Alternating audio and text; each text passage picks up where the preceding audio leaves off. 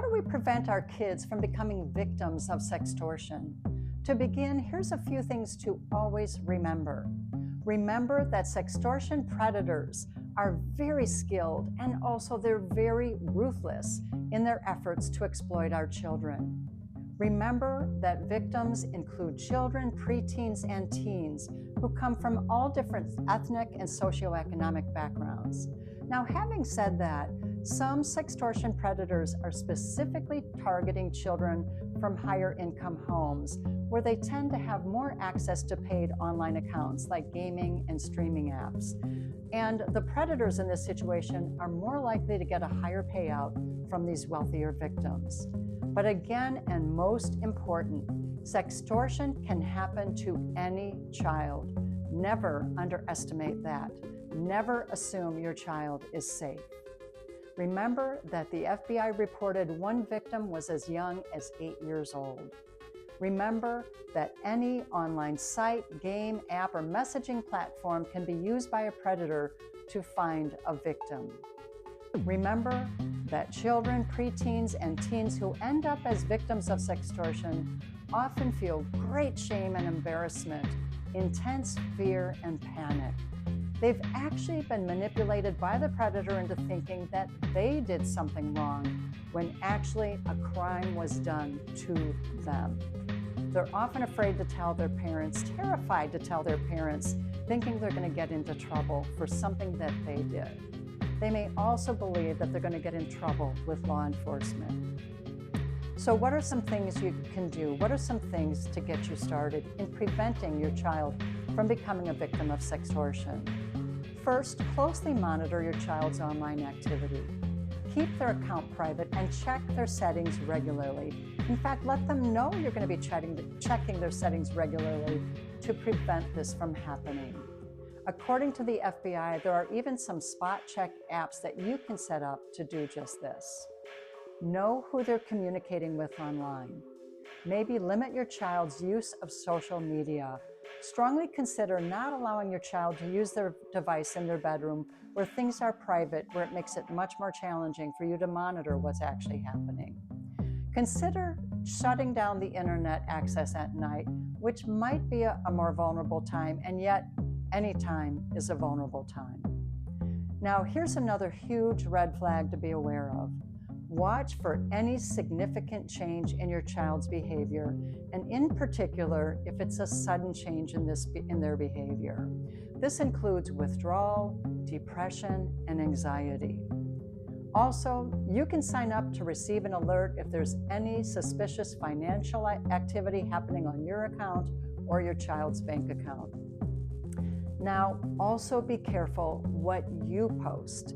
Oversharing personal information about you or your family, including your kids, can provide much more detailed information for a predator of sextortion. Most importantly, discuss the situation openly with your child. How you talk to them about this is very dependent on their age, so be very aware of that as well. But here's some basic information and some tips for you to consider in having this discussion. Explain and inform what sextortion is. Define it. Emphasize that sextortion is a crime. Explain in detail how it can happen, how manipulative and sneaky it can be. Give an example of how it's played out. You may want to use the example of James, and you can refer to the Do It for James Foundation website, which shares the story of how James became a victim of sextortion. Explain how anyone online can pose as someone else, and you may have no clue that this is happening. Let them know that anything they post can be seen by the public, not just now, but well into the future. Here's some questions you may specifically ask your child periodically. And again, you may tell your child up front, I'm going to be checking in periodically and asking these questions and doing a spot check.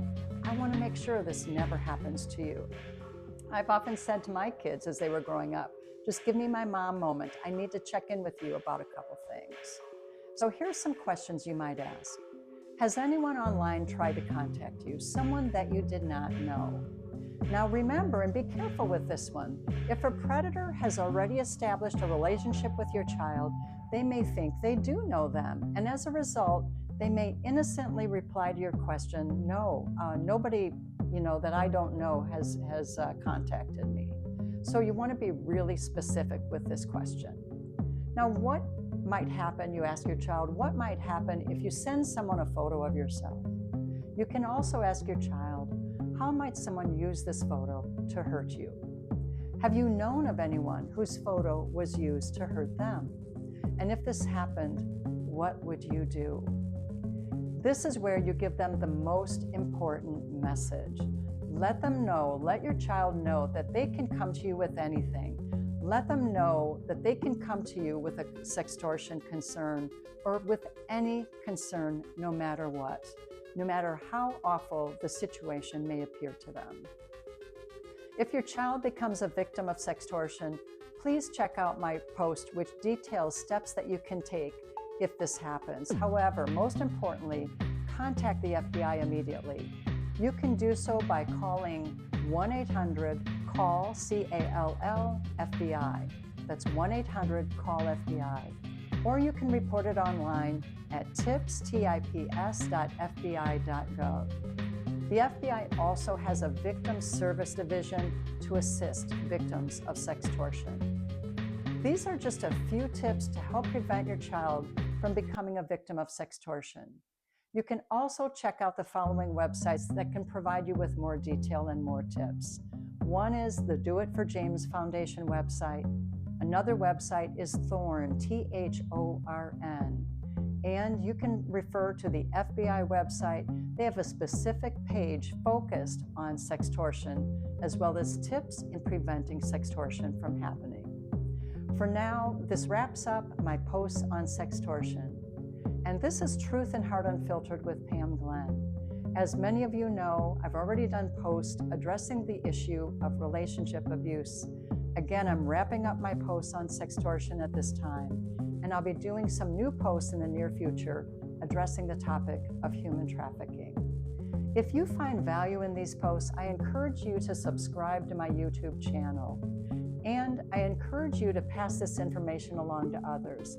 And specifically these posts on sextortion, please pass these posts along to other parents, teachers, caregivers, and coaches as well. There's no doubt in my mind that passing this information along to others will truly, significantly, and positively impact someone else's life. There's no doubt in my mind that this information can save someone else's life. For now, please take care, stay safe, and I'll see you at the next post.